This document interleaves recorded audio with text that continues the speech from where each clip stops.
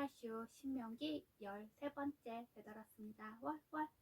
오늘은 신명기 32장부터 마지막 장 34장까지입니다. 신명기 32장은 모세의 유언 노래입니다. 하나님께서 무엇보다도 염려하셨던 것은 이스라엘 민족이 가나안 땅에 들어가지 못할까 이런 거 염려하셨던 것은 아니십니다. 왜냐하면 이곳은 약속된 땅이죠. 그런데 하나님께서 무엇보다 염려한 것은 바로 이스라엘 민족의 배교 행위였습니다. 이에 모세는 우상 숭배를 사전에 방지하고 또 하나님께 진노를 당할 때 그것이 여호와께로부터 온 것임을 이스라엘 민족에게 깨닫게 할 목적으로 이 노래를 지어서 가르친 겁니다. 신명기 32장 1절에서 3절 모세는 하늘과 땅을 부릅니다. 그러니까 이렇게 천지를 증인으로 삼은 겁니다. 왜냐하면 이 천지는 변치 않는 곳이죠. 또 자신의 교훈은 비와 이슬이라고 합니다. 이슬과 비는 하늘에서 내리고 또 땅을 이 대지를 촉촉하게 적십니다. 신명기 32장 4절 5절 모세는 하나님이 반석이시라고 합니다. 사막에는 모래가 굉장히 많습니다. 모래로 된 산 같은 것도 있죠. 그런데 이것은 막 바람이 많이 불면 이리저리 흩어져서 모양이 변합니다. 하지만 반석은 돌이죠. 그 돌이기 때문에 언제나 변치 않습니다. 하나님은 이런 분이신데 그 자녀들은 늘 악을 행합니다. 신명기 32장 6절 그래서 모세는 이 어리석은 놈들아 여호와께서는 이스라엘에게 과연 어떤 분이시냐 하고 묻습니다. 하나님은 우리를 지으시고 양육하시는 분이십니다. 신명기 32장 7절 아브라함부터 이날 이때까지 하나님께서 우리에게 어떻게 행하셨는지 아버지를 비롯한 어른들에게 물으라고 합니다. 신명기 32장 8절 9절 이스라엘 민족은 이제야 비로소 자신들의 땅을 차지하는 것 같지만 하나님께서는 이미 열국과 같은 시기에 이스라엘의 땅을 예비해 놓으셨습니다. 야곱은 뱃속에서부터 택함받은 자입니다. 그런 야곱이 곧 이스라엘로 불리우고 있는 것입니다. 신명기 32장 10절 12절 하나님께서는 애굽에서 짐승의 우리에서 그러니까 절망 가운데서 우리를 구해주셨습니다. 그리고 눈동자같이 마치 독수리가 그 새끼를 훈련시키듯이 우리에게도 그렇게 하셨습니다. 이 일은 오직 하나님 한 분만이 하실 수 있습니다. 신명기 32장 13절 14절 앞으로 가나안 정착 후 누릴 풍요입니다. 호텔 가면 파리 에너리츠 호텔에 가면 도식으로 빵에 치즈를 올리고 그 위에 버터와 꿀을 바르고 그리고 올리브유를 곁들여 먹습니다. 그리고 후식으로는 과일들, 포도와 무화과나무 열매를 먹을 거라고 합니다. 신명기 32장 15절에서 18절은 이스라엘의 배신 행위에 대해서 그리고 있습니다. 신명기 32장 15절 그런데 여수로니 그러니까 이스라엘이 잘 먹고 잘 사니까 자신의 복을 발로 말하자면 걷어찬 겁니다. 우리도 인생이 잘 풀리는 것 같을 때 하나님을 더 찾고 하나님께 매달려야 합니다. 저도 이 콘텐츠를 처음에 찍을 때 하나님 하면서 했습니다. 근데 좀 익숙해지니까 하면 내가 이러면서 했단 말이에요. 만약에 잘 나가는 사람 같으면 구독자가 떨어져 나가다든지 뭔가 물질의 어려움을 겪겠지만 저는 떨어져 나갈 구독자라고 말할 만한 것이 없으니까 그냥 하나님께서 깨닫게 하셔서 다시 이제 지금은 하나님 하면서 이 원고를 쓰고 콘텐츠를 촬영을 합니다. 신명기 32장 16절에서 20절 하나님께서 이스라엘을 낳으셨는데 우상 숭배를 하면서 개막난이처럼 굽니다. 그래서 하나님께서는 그들을 심판을 하십니다. 신명기 32장 21절 하나님께서 똑같이 갚아주시겠다고 합니다. 하나님께서 이스라엘 민족을 사랑하셨는데 이스라엘이 마치 우상을 덤겼던 것처럼 다른 민족들도 이스라엘 사랑하셨던 것 같이 사랑하시겠다고 하시는 겁니다. 이것은 여호와의 복이 이방인에게까지 미치는 계기가 됩니다. 신명기 32장 22절 하나님의 분노의 불이 이글이글 타오르는데 그 불이 어찌나 맹렬한지 그 심판의 불이 땅 위와 산속을 불사르고 땅 속까지 그 불이 미치겠다고 하십니다. 신명기 32장 23절 그리고 재앙의 화살을 딱 쏘시는데 이스라엘이 완전히 멸망케 되기까지 쏘신다고 합니다. 하나님께서 화살을 쏘시면 얼마나 잘 조준을 하시겠어요. 우리나라 양궁 굉장히 잘하잖아요. 원래 이렇게 관역 동그란 관역 한복판에 카메라가 있었습니다.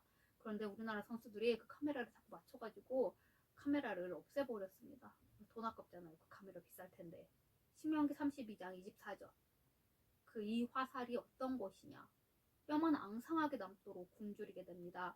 집 근처에 복싱 체육관에 뼈만 빼고 빼드립니다. 라고 써 있습니다. 그리고 열병이 나오고 전염병이 돕니다. 그리고 포악한 맹수에게 뜯깁니다. 저희 집 고양이가 뭐 야옹거리면서 걔 가끔 애교를 떠는데 야옹거릴 때 입을 벌리는데 진짜 이빨이 날카롭습니다. 가끔 섬찟하기까지 합니다.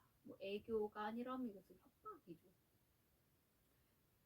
신명기 32장 25절 26절.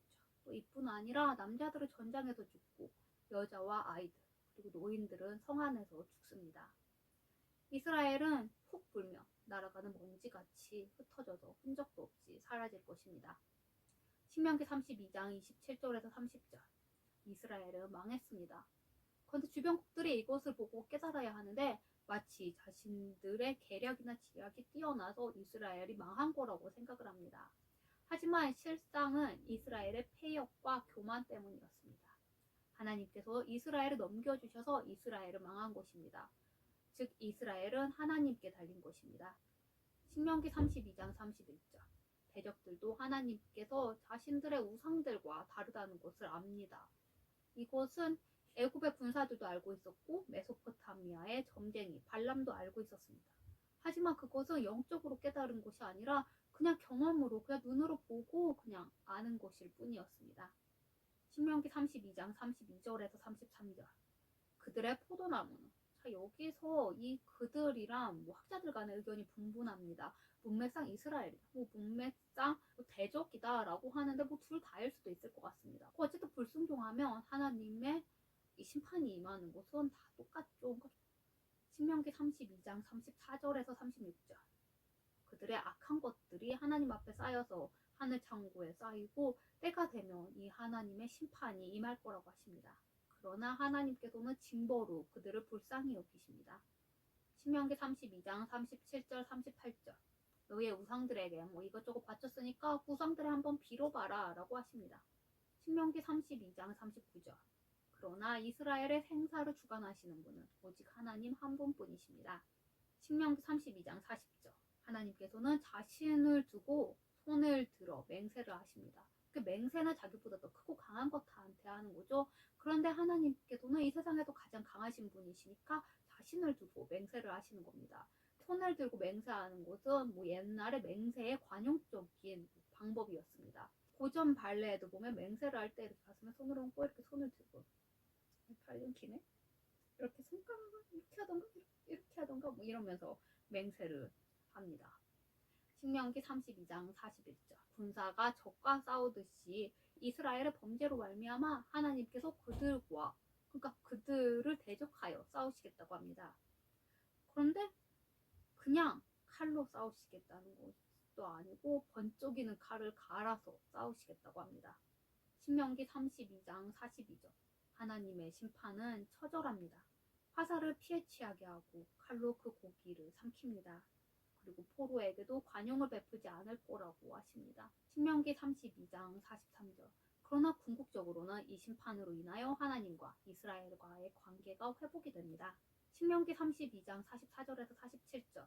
이 노래는 생사를 가르는 정말 중요한 것이니까 너희는 물론 자손들까지 그리고 더 나아가 지금 이 영상을 보고 있는 우리들에게까지 영향을 미칩니다.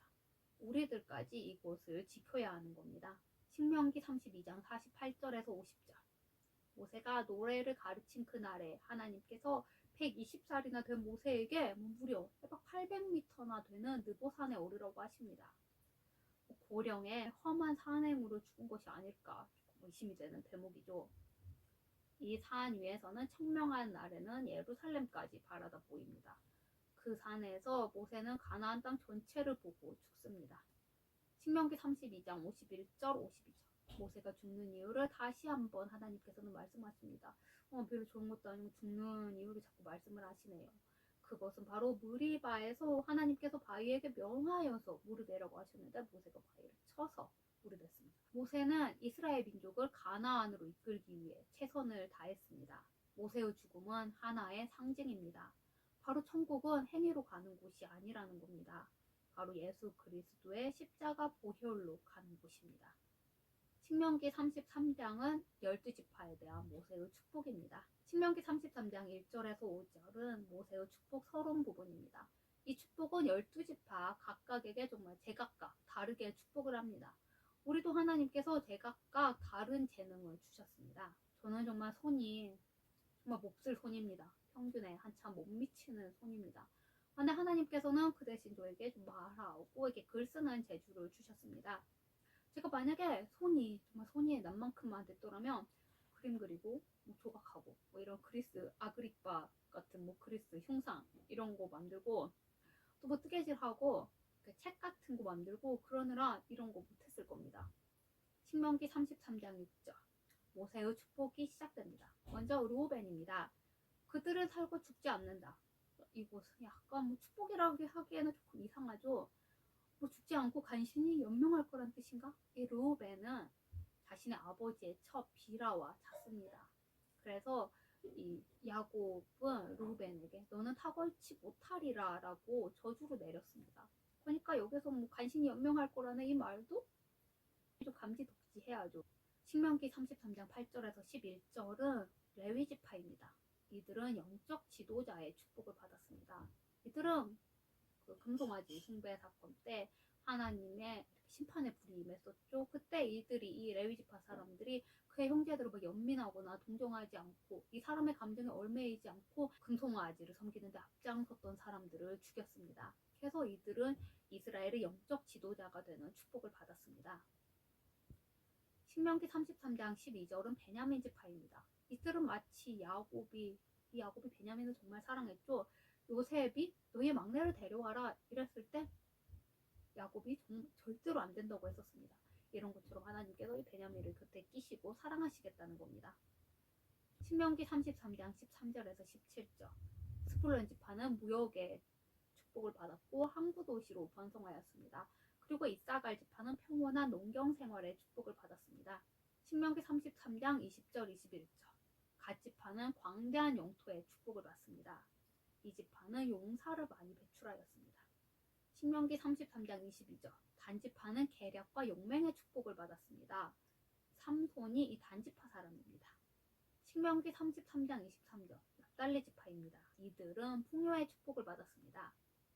전승에 의하면 12지파 중에서 가장 많은 소산물을 제일 먼저 하나님의 성전에 바쳤다고 합니다. 신명기 33장 24절 25절 마지막으로 아셀 지파입니다. 이들은 기름진 옥토의 축복을 받았습니다. 신명기 33장 26절에서 29절은 이스라엘 민족 전체가 받은 축복입니다. 이것은 바로 하나님이십니다. 신명기 34장은 모세의 죽음입니다. 모세는 하나님의 특별한 은혜로 가나안 전체를 봅니다. 이 땅은 이스라엘 민족에게 있어서 영원한 비전입니다. 하나님의 언약의 근거한 비전만이 참 비전입니다. 그것은 절대적으로 성취되는 확실한 미래이기 때문입니다. 신명기 34장 4절 하나님께서는 모세에게 이 가나안 땅을 눈으로만 보라고 하십니다.